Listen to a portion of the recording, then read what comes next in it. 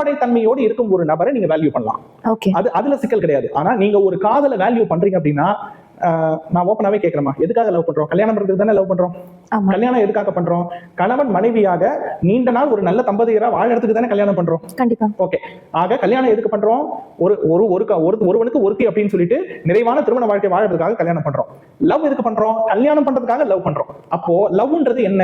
திருமணத்துக்கு முன்பான ஒரு ஒப்பந்தம், ஒரு கமிட்மெண்ட். அந்த ரெண்டு பேரும் எனக்கு நீ தான், உனக்கு நான் தான், நான் உன்னை தான் கல்யாணம் பண்ணிப்பேன் பண்ணக்கூடிய அந்த ஒரு கமிட்மெண்ட் தானே காதல்.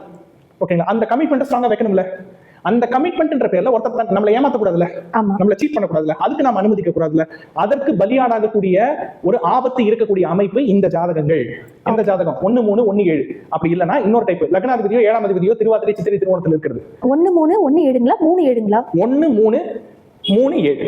ஓகேங்களா? சோ இந்த மாதிரி அமைப்புல இருக்கக்கூடிய ஜாதகங்கள். அப்புறம் லக்னாதிபதியும் 7ஆம் அதிபதியும் திருவாதிரை சித்திரை திருவோண நட்சத்திரத்துல இருக்கக்கூடிய ஜாதகங்கள். ஓகேங்களா? இந்த ரெண்டு தரப்பு ஜாதகங்கள் இந்த காதல் விவகாரத்திலும் சரி, காதலர்களை தேர்வு செய்வதிலும் சரி, திருமண விஷயத்திலும் சரி மிக கவனத்தோடு செயல்படணும்.